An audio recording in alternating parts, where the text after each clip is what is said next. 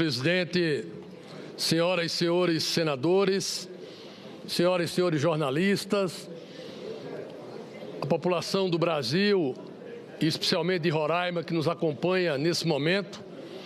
Nessa madrugada, 5h25 da manhã, uma madrugada diferente para o Brasil.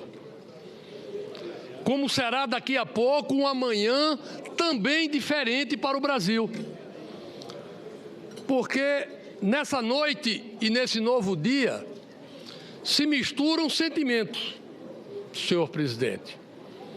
De um lado, da grande maioria, sentimentos de esperança, de um novo caminho, de uma expectativa, de uma mudança de rumo, de um emprego, de uma dignidade, de uma empresa que não fecha suas portas. Do lado de uma minoria, que nós respeitamos, talvez a queda de um sonho, algo que de repente desaba e mexe com a vida de muitas pessoas. Eu respeito isso. Acho que cada um aqui cumpriu o seu papel. Tivemos aqui discursos duros, discursos que denunciaram a realidade brasileira hoje.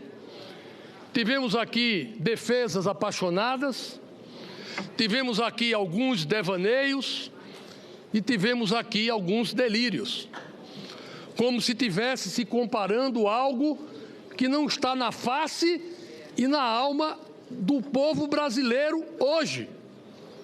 O que é que está em discussão aqui no Senado? Tecnicamente, o cumprimento da Constituição, o acompanhamento do Supremo Tribunal Federal de um rito chamado impeachment, consagrado pelo Partido dos Trabalhadores, que antes do governo Lula, no governo Sarney, no governo Fernando Collor, no governo Fernando Henrique, ingressaram com mais de 50 pedidos de impeachment nesse Congresso Nacional. Portanto, algo legítimo, que faz parte do elenco de ações democráticas do nosso país. Hoje, nós estamos votando aqui um relatório competente do senador Anastasia, que aponta crimes de responsabilidade. E quero falar aqui de crimes, não quero falar aqui de pedaladas, porque pedalada é algo simpático, que faz bem à saúde, que parece que alguém está andando de bicicleta e é uma coisa que deve ser propagada. Não, senhor presidente, não, senhores senadores. O que nós estamos falando aqui é de crime fiscal, é de crime contra a lei orçamentária, é que crime de responsabilidade, que não são brincadeira. Afetam a vida de milhões de brasileiros. Eu sei que daqui a pouco vai vir a defesa da presidente, falar que não, nós tivemos aí um pequeno cheque especial, algo que era um problema de fluxo, de desencaixe, algum dinheiro que de repente um programa precisava e que depois se depositava. Não é verdade. O que nós vimos foi de uma variação de fluxo até então de 2 bilhões para 90 bilhões de reais. Crime fiscal, manobra, maquiagem tributária e fiscal que impactaram a realidade do Brasil, a economia, a segurança jurídica, o quadro que levou ao desemprego, ao aumento da taxa de juros e hoje tira o sono de brasileiras e brasileiros que estão nos acompanhando, porque eles estão pagando no cheque especial 260% ao ano, no cartão de crédito 470% ao ano. Isso não é taxa de juros de país civilizado. Isso é um absurdo, gerado pelo desequilíbrio, o descontrole e a irresponsabilidade de um governo que está fazendo com que as pessoas paguem caro nas suas vidas. 11 milhões de pessoas perdendo o emprego, milhares de empresas fechando todos os meses. Pois bem, A outra questão que vai ser dito aqui, ora, foram apenas 3 decretos. Sim, foram 3 decretos que praticaram crime e são 3 impressões digitais no crime. E eu pergunto, quantas impressões digitais são necessárias para denunciar um criminoso? 1. Nós temos 3. E essas 3 impressões digitais foram cometidas não no final do ano, mas no período em que a lei deveria ser responsabilizada e cumprida. Porque agora o governo está cumprindo isso. Agora, no dia 30 deste mês, se não houver a mudança da meta de superávit, tem que se bloquear todos os gastos do governo. Não pode nem fazer suplementação orçamentária. Era isso que devia ter acontecido antes e que não aconteceu. Portanto, este é o crime, essa é a configuração e a pena.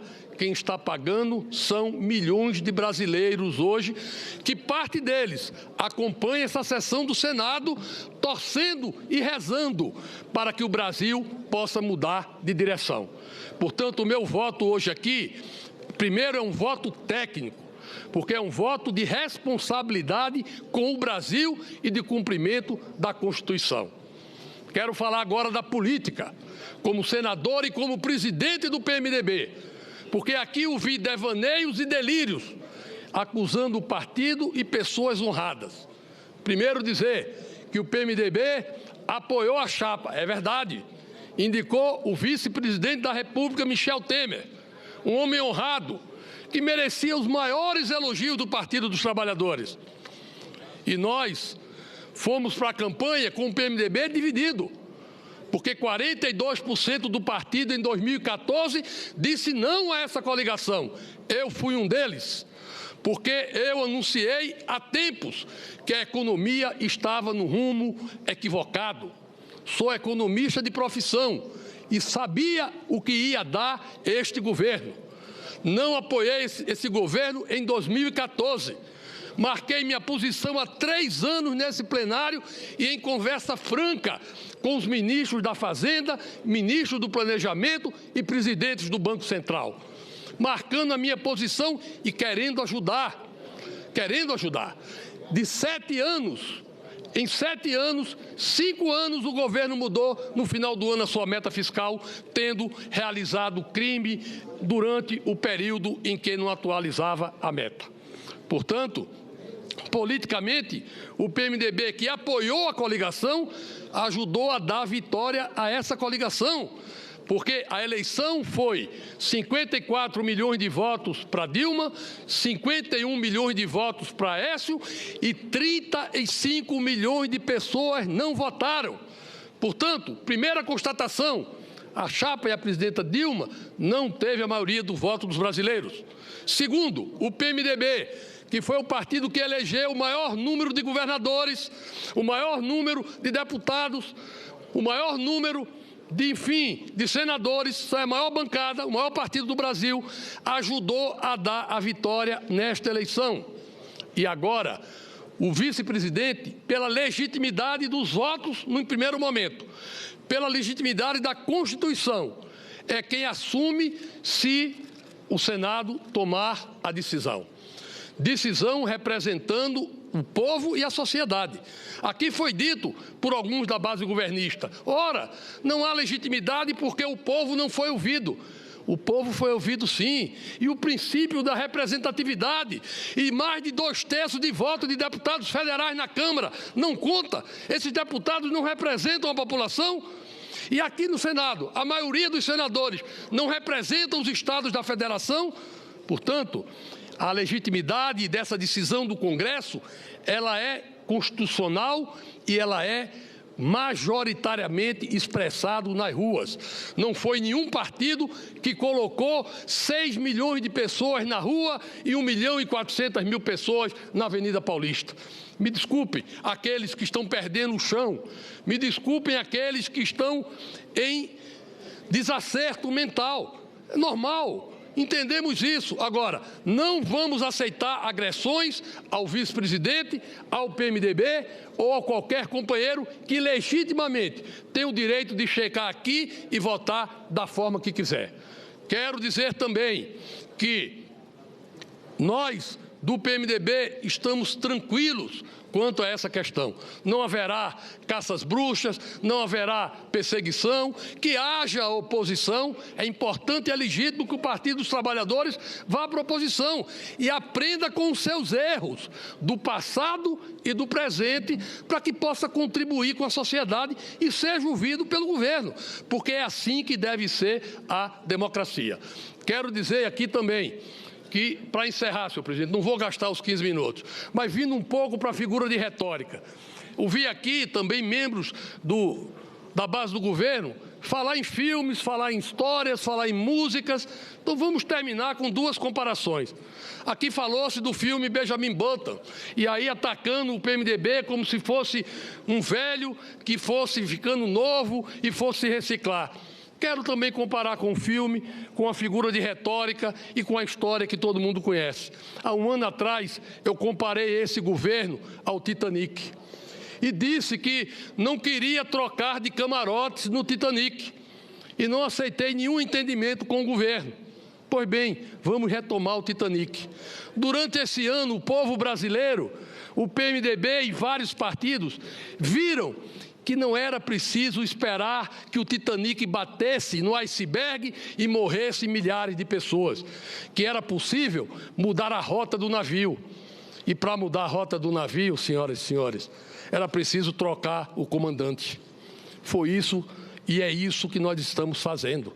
Nós não vamos deixar o navio afundar para coletar cadáveres. Nós vamos mudar a rota do navio, mudando o comando para que esse navio possa prosperar e as pessoas possam sobreviver. É isso que nós vamos fazer, porque a lei do mar diz isso. Quando um comandante coloca em risco a tripulação e a carga, é possível que a tripulação afaste o comandante. Tenho certeza, se aquelas pessoas que estavam, os hóspedes da Titanic, que estavam no Titanic, soubessem que o comandante iria mandar acelerar em cima do iceberg, eles teriam retirado o comandante da ponte de comando. Nós sabemos que o rumo está errado. Nós sabemos que esse Titanic iria afundar se continuasse na direção que está indo. Pois bem, o que é que nós estamos fazendo? Nós estamos trocando o comando para que o navio não afunde. Prefiro essa figura de retórica. Para encerrar o meu pronunciamento com mais uma música ou mais uma frase de alguém que lutou pelas transformações, Geraldo Vandré. Quem sabe faz a hora, não espera acontecer. Nós vamos fazer a hora e nós vamos mudar o Brasil. Muito obrigado, senhor.